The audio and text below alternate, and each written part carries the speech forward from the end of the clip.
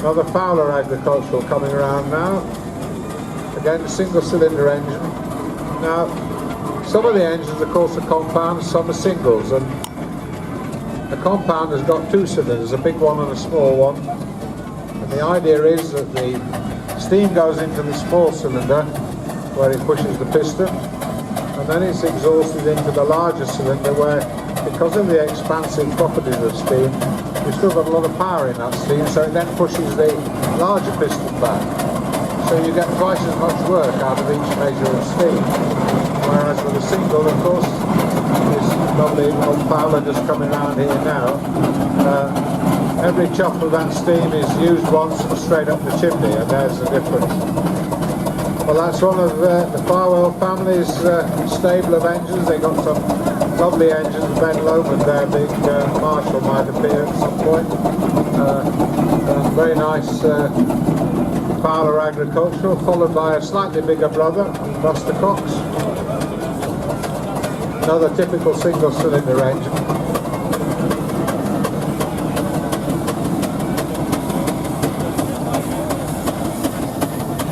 Another little Garrett tractor now, the Chop, so named after the bird that lives on the rocks at the seaside.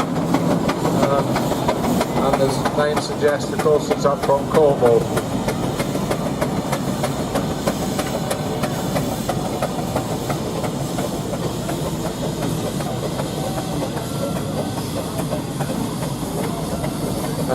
Nice Marshall there with its lovely mature paint, followed by Mix Mac. As I say, that was the engine that was spent, well, near on 50 years buried in a river to try and stop the river from moving. It was hit by a bulldozer in 1981 when they were altering the river bank, dug out, brought back over here.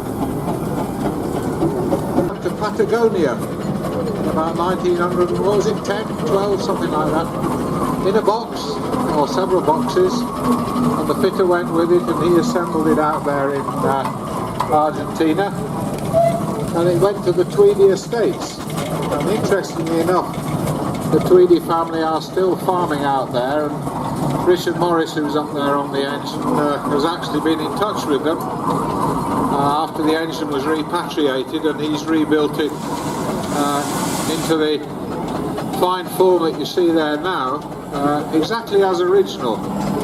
So it's rather nice that he's still one, and it's been beautifully rebuilt. Richard roads that around. He's going on from here down to the Great Dorset Steam Fair, and he'll do that in a day quite comfortably from Swindon. So we got some more McLaren men just getting up to have a look, see how it all goes.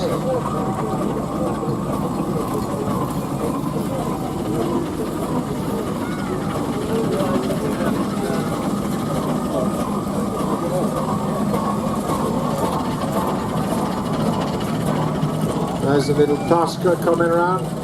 So a very nippy little engine on the road, these. Short, compact, ideal for working in factory yards and places of that sort. And of course, you were allowed to drive that engine on your own. You could take that, that's small enough to be driven by one man. Whereas the bigger engines all require a driver and a steersman. Tractors and road rollers could be operated by one man. Interesting roller coming round now. We've got a Wallace Advance. Now, we've looked during the course of yesterday to equalise the weight between the front and the rear, and it also could reverse very quickly because it's got no flywheel. Now, with an ordinary engine, be it a traction engine or a roller, you have to pause when you want to change from forward to reverse. You have to stop, because if you swap over too quickly, it's like when you sit down in the bath too quick, the water will slop over the back. And the same will happen with the water in the boiler of the engine. And if it slops to the front, you're in danger of sucking it up into the cylinders, and then it'll prime. And that's bad news, because if you do a serious prime, you can literally blow the end cover out of the cylinder and do a lot of expensive damage. So that's why a conventional, traditional roller, shall we say, was not suitable for rolling tarmac. So Wallace has produced that because having no was worn out on the engine, it was looking as though it needed a major rebuild. But rather than do that, they had it converted to diesel. So in its last days as a steam engine, it was driven up to McLaren's in Leeds, and they took the cylinder block off of the motion and fitted it with that lovely big McLaren diesel. I'm very much a steam engine fan, but I can also appreciate something of that sort, which is equally characterful. Big, lazy, long-stroke, slow-running McLaren diesel, which they built themselves. And that was back in service in 1951. In its latter life, it worked for a dredging company, because these machines are ideal for dredging ornamental ponds and lakes. You get a scoop, which is a bit like the upturned body of a small tipper truck. Put skids on the bottom, and you get two engines, and you drag it backwards and forwards through the pond. And one way, it has a one-way door in it, so the one way you fill it up with mud and drag it out onto the bank, and then the other engine pulls it back. I always used to like doing the pullback engine because you didn't have to work very hard. But say, quite a lot of lake. That is what you do with the mud. I know we did a job at Shuttleworth, and the mud covered about 50 acres when it finished. It was running through the hedge into the next field, and then we keep going, and a week later we cross that field into the next field. But the upside of it is the stuff that comes out is beautiful material to put on your field to improve the crop growing capacity of the field. Now we've got both diesel conversions in now. Got Mark's McLaren, I say, it's just basically the Fowler ploughing engine, but with the motion and the cylinder block all cut off. And you'll notice on the side, if you look very carefully at the back of the main engine, there is actually there a complete unit out of a Mini, because the little Austin BMC A-series engine is actually the starter motor for the big McLaren engine. So when you want to get that going, you drop a petrol in that Mini engine, fire it up, get it up to full revs, and then it's just about strong enough to crank the big McLaren engine over and get it running. Motors here just creeping around the outside. You can see the crew peeping out from you, so it's very much a team job, because the steersman is looking down the left hand side and the driver looks down the right hand side. And Mr. Tweedy coming round again. Basil making his way around there with the other diesel plougher. Now Beebe Brothers, who own I think 11 sets of ploughing equipment over in Remston near Loughborough, this was one of their sets of engines, and when it was worn out they actually did the conversion work themselves. That is a Mercedes diesel up on there, which came over as war reparations after the war. A diesel tank up behind it, there's a gearbox and a clutch on the back of the engine, and then that drives into a full forward and reverse gearbox, which is then connected to the original transmission of the ploughing engine. So you've got a lot of gears there for whatever sort of work you want to do. Vince Hawkins with his Wallace. Vince had that engine a long time now. Now we've got something very different. We've got crane engine, Joe Chamberlain. Now, Joe Chamberlain had a fascinating career, the original engine. When it was worn out as a steam engine, it was converted to petrol. It had a V8 Ford engine fitted on it. And the idea was that the boiler was full of water and that would be cooling water for the engine, but it didn't work. It wasn't a success. And eventually the thing was put aside. Anyway, quite a lot of the engine was robbed to restore another engine, and Richard Scarfield decided he would recreate Joe Chamberlain, and so that engine is in many respects brand new. The crankshaft and a few other bits are out of the original engine, but he built a Burrell crane engine down in Pembrokeshire where he lives. He's got quite a useful workshop as Richard. Great big shed full of CNC machines that turn out bits even in the dark. But the other side of his work is fabrication and general engineering. And they built that, and it was came out, I suppose it's 5-6 years ago now.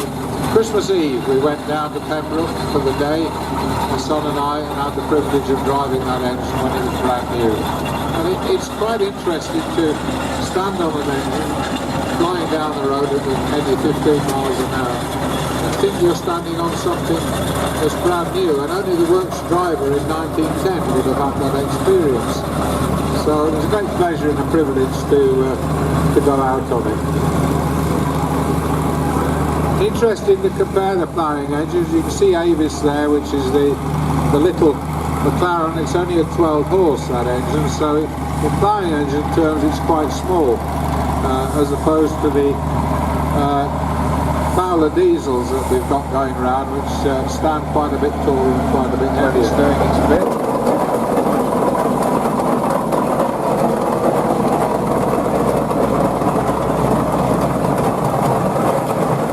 Now you can see this engine coming around now. If you look underneath, you can see there is a flap which is wide open, and that's allowing the air into the bottom of the fire. So he's looking for more steam. So you've got the damper, as it's called, wide open to admit the maximum amount of air to get the fire to draw up and create more steam. The little Ruston going around, that's a relatively new build. There's the Big Mac. Those big McLarens, as I say, were originally built for the army. They ordered 55 of them, but that one for some reason wasn't delivered. They were for hauling guns, and it went into heavy haulage. was then acquired by Showman, Corrigans, and they rebuilt it as you see it now as a Showman, gigantic, and then it went back into heavy haulage. Officially it was decided it was too heavy to be a Showland engine, but in fact Mr. Corrigan paid 100 quid for it and then sold it for £400 not long afterwards, so he did alright out of it. But Pleasant Diesel have owned it since 1995, and it can be seen usually with a thumping great load behind it.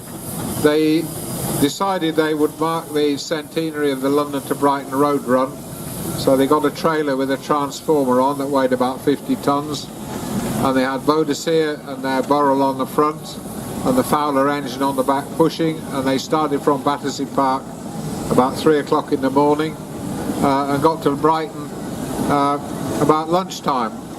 And the best bit, apparently, according to one of the crew, was the look on people's faces as they came out of the nightclubs in the south side of London as this entourage went thundering through at about 3 o'clock in the morning. Of course, they did hang a few extra lights on, I might say. The LED lighting is a wonderful thing when you're roading engines, and they quite habitually, they live down in Horsham, and of course it means that they've got to cross London to come up to rallies in this part of the world, so they quite habitually leave home at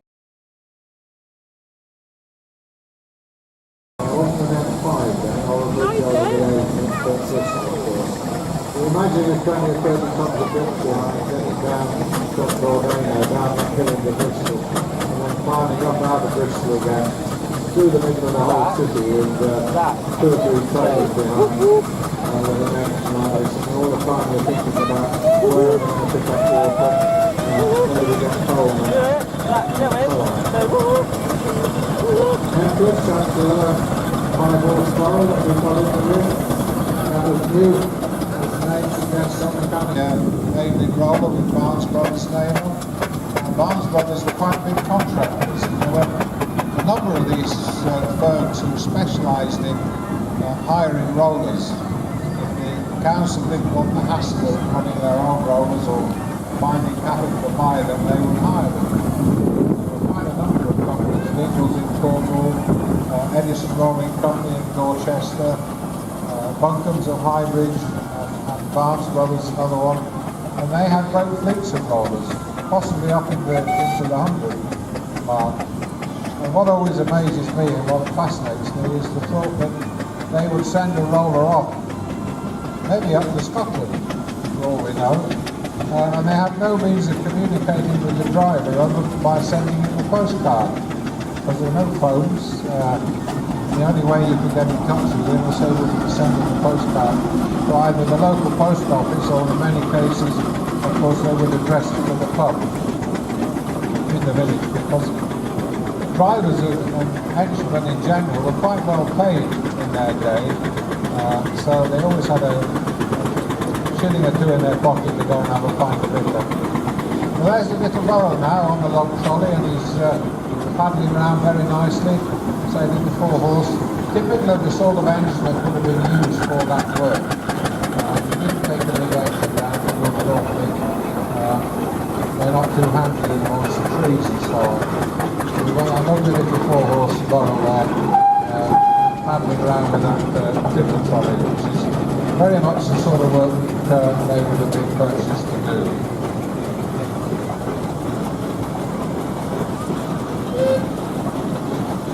Lovely Marshall there, Mercury, going round. As I was saying earlier, that Marshalls have changed very little in design from the very early ones to the later ones. They just made them a bit bigger or a bit smaller, depending on what size of engine you want to drive. Very popular fashion. Most of the engines you had to have a crew of 2, a driver and a steersman, to take them on the road. Sounds absolutely lovely, chopping them off there nicely.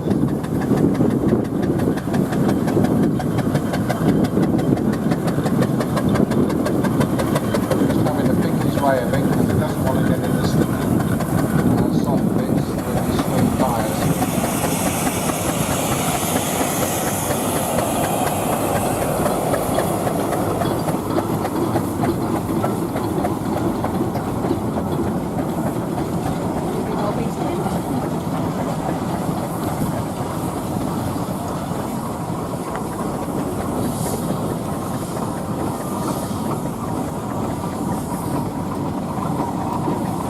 as David said, the Gloucestershire inside, we have quite a collection of engines. There's only two things to bring engines out like that, really. One is a bit of sunshine, and the other would be a temperature explosion. Now I think, well, it's time to have a stop. Have a look at the fire, have a look at the water, and see how it's all looking after having done several circuits. First job, have a look at the water, get the injector on, fill her up a bit. There we are, there's the injector just blowing a bit of steam.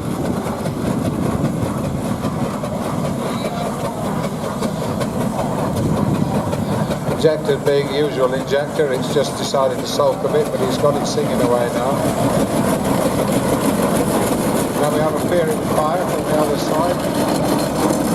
Hopefully he won't be looking at the fire bars.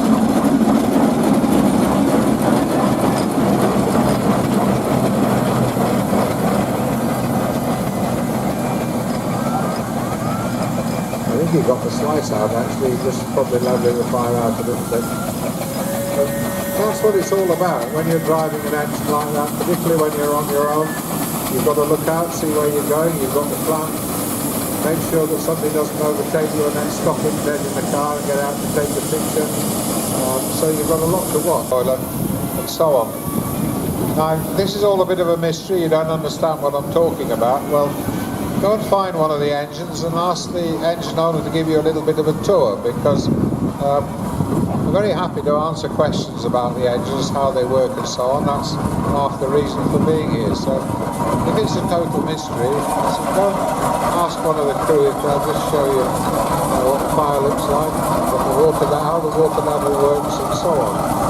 Because it's not a mystery, it can't be, because I've learned to do it. Right, well, the conference in the middle appears to be breaking up. I think one or two are ready to move off. So first job on the Fowler there out in the middle, get a bit of coal on. He's just having a quick fire up. We're very fortunate, we've got some very good quality coal here, so we're not completely overcome with thick black smoke creeping across the ring. That's it, so he's making up the fire on the fire. Now of course that little barrel was a compound engine, so it's a great deal easier to drive, and you'll watch now when they're backing up to the trailer with the Fowler single, you've just got to keep the thing just creeping along quietly, because you don't want to hit the trailer at great speed. At the same time, if you stall before you get there, then it just usually stops in the wrong place.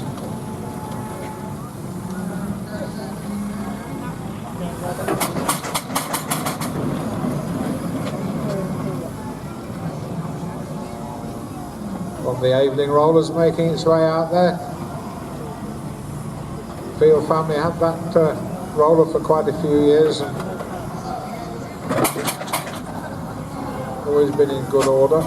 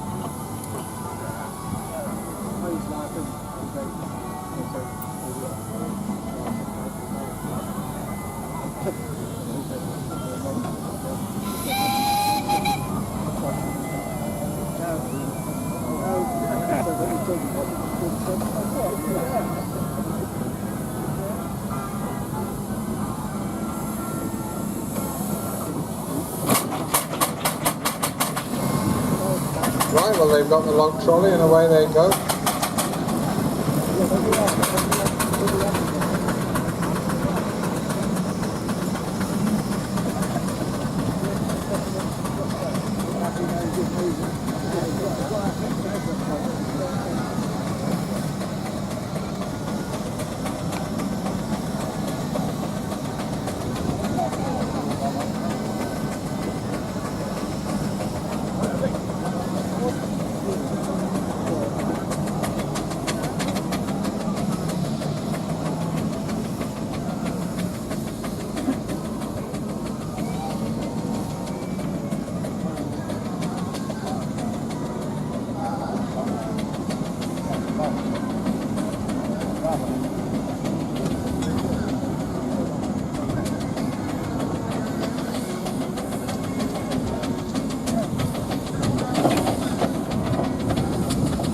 Well, there's the other Abeling roller setting off now.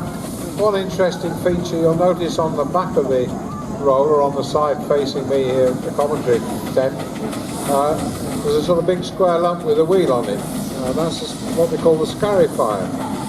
Before we had tarmac roads, when they were just stone, water-bound roads, when they got full of potholes, you put a couple of spikes in the bottom of the Scarifier, wound them down into the surface, drove up and down, and pulled it all up, raked it up. And then having raked it up, you then rolled it all back down, and hey presto, you've got a new road with no potholes.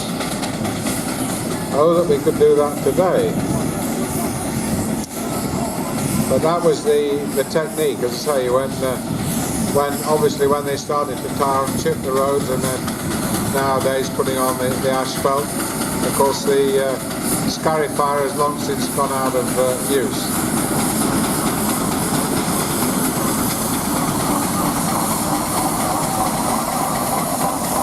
Well, you only have to look at the driver's face to see he's enjoying himself. Mr. Farwell there with a big fistful regulator coming around with a log trolley. He obviously got the coal in the right place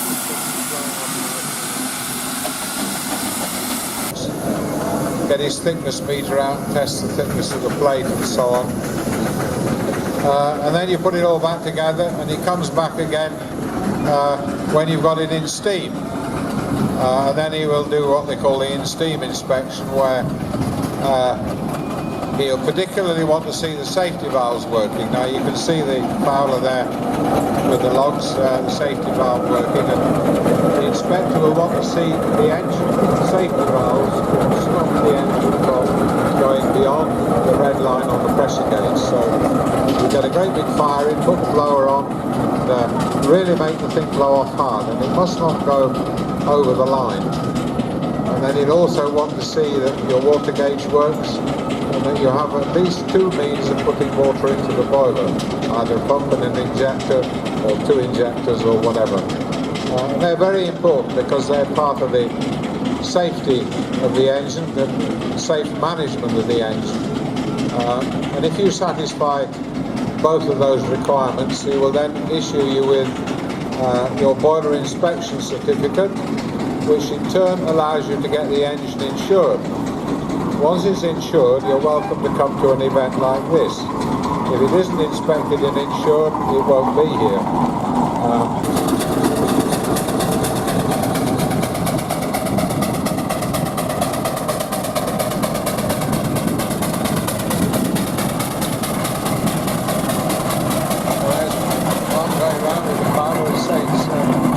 Ideal engines is not with those rubber tyres on, because they get a a good grip. His other engine, which I'm particularly jealous of, is his big Marshall, but that's on smooth rubber tyres.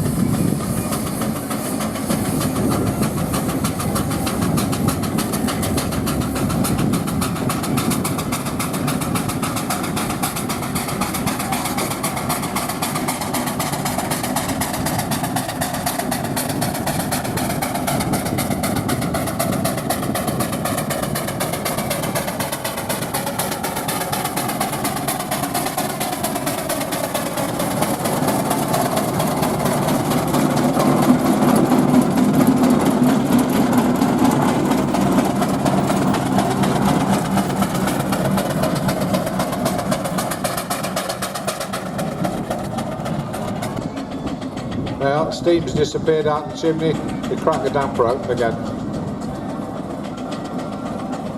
That means that air is now coming in through the ash pan, the bottom underneath the fire, up through the fire bars, through the burning coal, and then the heat goes straight into the ends of the tubes. The round part in the middle, the boiler barrel, is full of tubes, anywhere between 1.5 inches and 2.5 inches diameter. And the heat and the smoke and some of the ash and soot comes up those tubes and it heats the water that's surrounding them in the boiler barrel, and that's how you create the steam. Steam accumulates, of course, above the water, and then when you open the regulator, the steam rises up into the cylinder block and goes through the valve into the piston, which goes backwards and forwards. The valve assembly, which you control with that large upright lever, which he actually has to his left hand when he wants to use it. Put the brake on, make sure she doesn't run away. Brakes very rudimentary on engines, of course, just wood blocks rubbing either on the back wheels, inside the back wheel rims, or on some sort of transmission arrangement. Occasionally they have one with the brake on the flywheel. Right, you can draw forward. That's it, get the handbrake off again.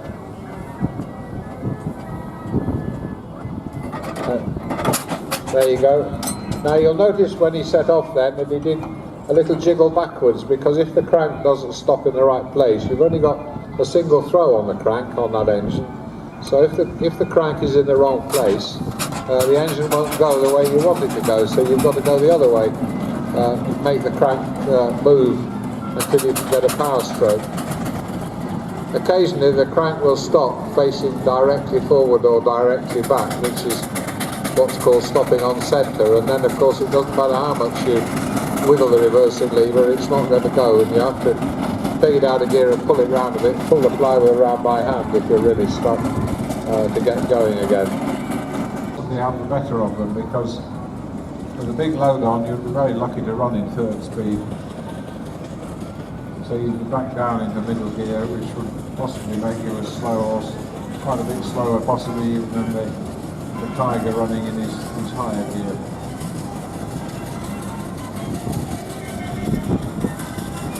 The only way we'll ever find out is to get them to do 100 miles all with a 10-ton loaded trailer behind them. Set them all off 10-minute intervals and see who arrives quickest.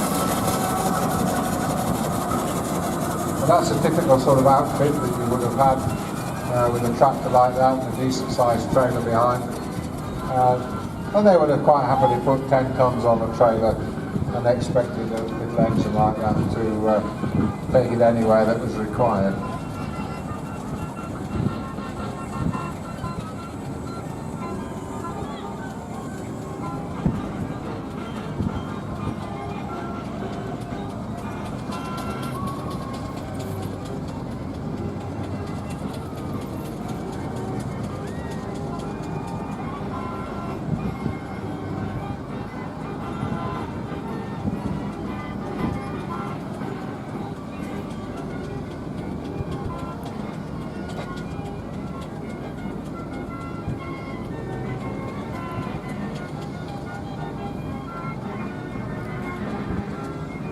There we are, well, that was the Father Tiger, short and sweet.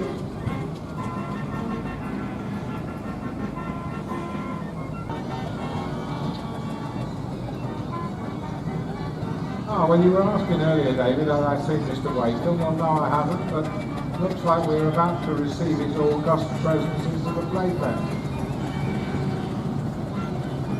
They can find Horse McLaren, what they call the estate tractor, the Cracker. So named by its present owner, Mr. Wakeham, John Wakeham, up from Launceston in Cornwall.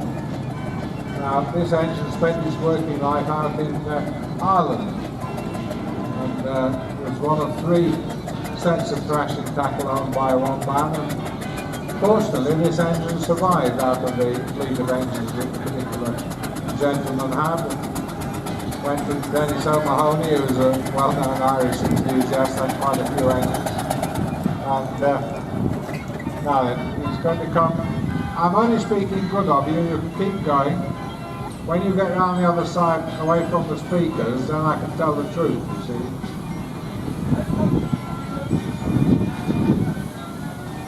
I know my place. But I'm out enjoying the sunshine now. Off you go, come on, you can get a bit further now.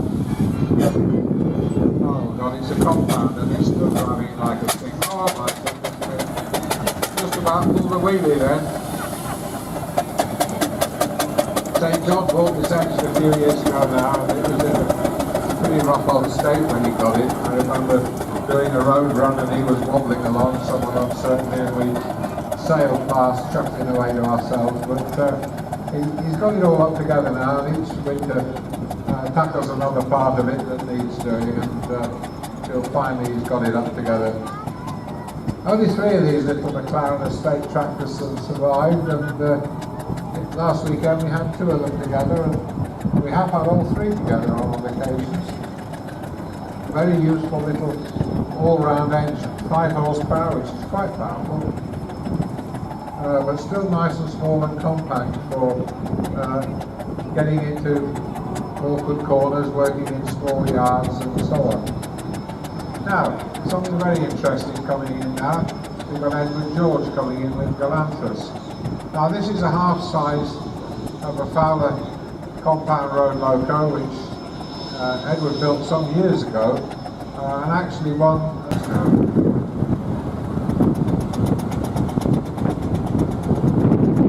As I was saying, yes, this is a half size just coming along the bottom here now. Great opportunity to mystify by all the bits that fly around on the top there. This is the thing to go and have a look at, because not only have you got a very experienced engineer there, but you can actually look and see what all the bits do, how the motion works, how the valve gear works, and so on. And to say that's, if you've got an eye for a powder road loco, then just to show you exactly what they look like, or be twice the size.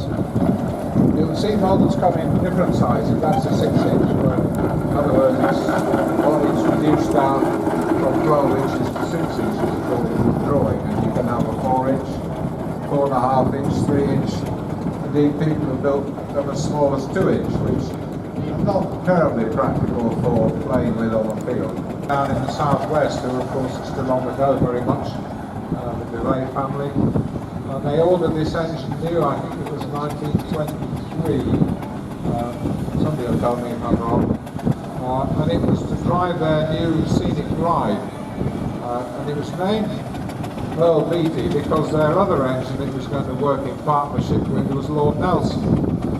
And this engine went from Burroughs to Ormond Spooner in Burton-on-Trent, where it was tried out on the new ride before the new ride was delivered. Everything was okay, the ride was packed up, and she left Burton-on-Trent at 4 o'clock on the 24th of the month and was down in Plymouth on the 27th, complete with all the loads, which must have been a hell of a journey for the distance in the time. That's the busy bee, that's not much good to me, bringing me the notes. Yeah, I know it's all Beatty. Yeah, I know it belongs to Mr. Coles, and I was right, 1921, thank you Dave. Yeah. Right, now then, what's the scenic bit? Well, when you had a really heavy playground ride, of course, it takes a lot of power. And if you've got a very large amount of power going into your ride, that means you need really heavy control gear to turn it on and off. And that became a bit of a problem when you've got sort of 300-400 amps and you're pulling a knife in and out, you get arcing and the problems that go with it. So they came up with this idea that to control the output of the main dynamo that's providing the power, they put a second dynamo on, which is the little one that's mounted behind the chimney in front of the cylinder block. And that's what's called the exciter. And that dynamo actually controls the field wind, or excites the field windings of the main dynamo, thus creating power. So it's quite easy to control the output of the exciter in controlling the main dynamo. So it reduces the need for very heavy switchgear when controlling the ride. The other thing you'll see on that engine as it goes round, on the back you've got a structure there, reinforced structure that comes up above the roof of the engine, and that's the tracking for the Feats train, so-called, where you would fit a crane pole on the back of the engine and then use the winch rope, which would come over the pulleys, over the top of the Feats crane, and you would use that to lift the big cars that were part of the ride off their travelling trucks onto the actual ride itself. So the engine hauled the ride to the fair, then provided the crane to lift the cars onto the track, and then of course provided the power for the ride. So hence its name as the scenic Burrow. Reckoned to be the sort of top of the tree in many people's eyes as far as Showman's engines were concerned. But tremendous rivalry, of course, between the various manufacturers, Fowler's being the other ones who made quantities of Showman's engines, but the gurus would say that probably the big Foster engine was as good an engine as any at generating. So the arguments would rage on between the different makes. But certainly the Burrow was a very popular engine. On the underside of the front axle, discreetly placed, so that you could say it was the property of the Burrow Hiring Company, because you didn't take title to the engine until you paid off the full amount. So, as I say, some people said that's why the Burrows managed to sell more engines, even though they weren't as good as the Fowlers. But I'm not going to get into that debate. It takes a long time and quite a lot of beer to sort that discussion out. Say personally, I think one of the best generating engines is probably the Foster, the big 10-horse Foster, very good engine on the belt.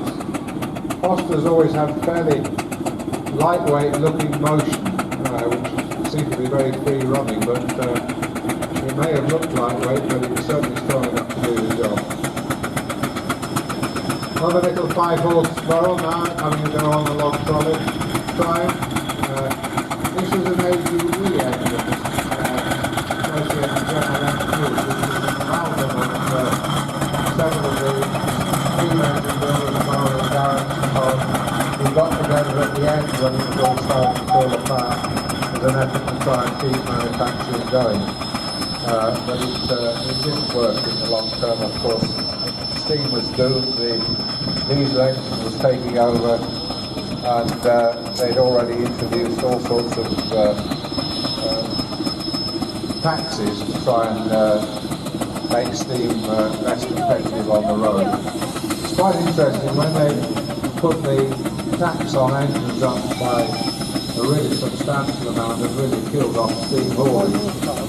It meant that the steam engines that were working on the roads and in the fields have been consuming 950,000 tonnes of coal a year, and that stopped virtually overnight.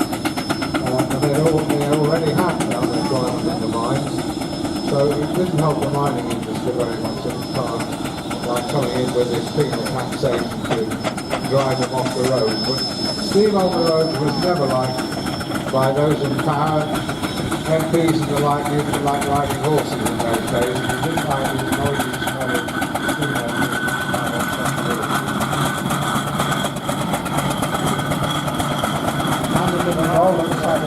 Quite a fleet of engines, of which this is a sort of flagship, if you like. That is one around the at the moment. Where's Mr. Mudge today? Yeah, I will have a go actually. Yeah, where's Mudge?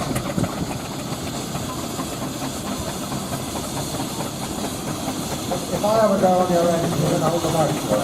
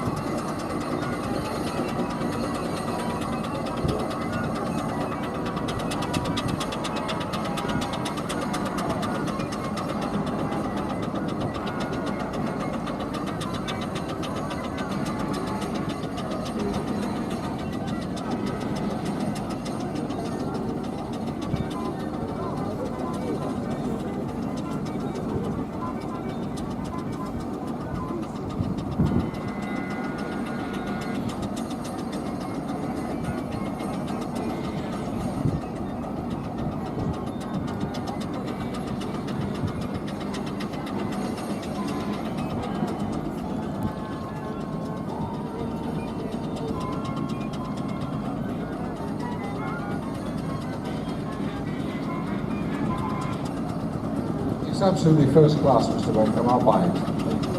Yeah. Thank you, sir.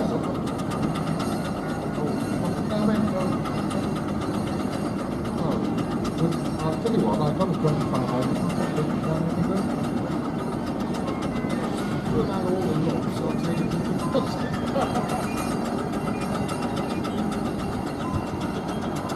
You better hang on to this very expensive microphone whilst I get down.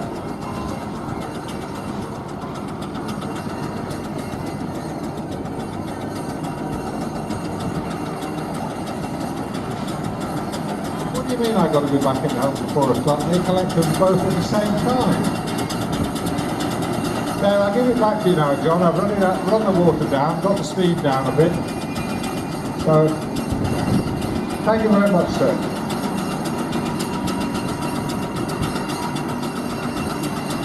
I think I remember just leaving the pool, I was alright. Right, who else is...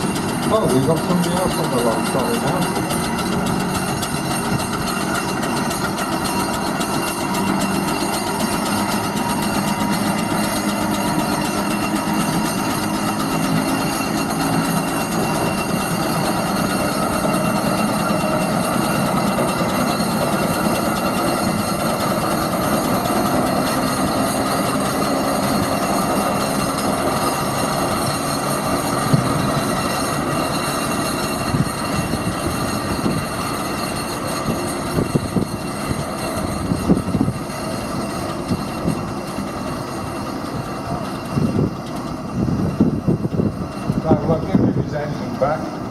Run the water down, pull the big hole in the fire, drop the pressure down a bit, so I'll leave it to repair it up. Back in the chair. Simple little engine that, I say very compact for its power. It's a 5 horse, but it's actually not much bigger than a 4 horse.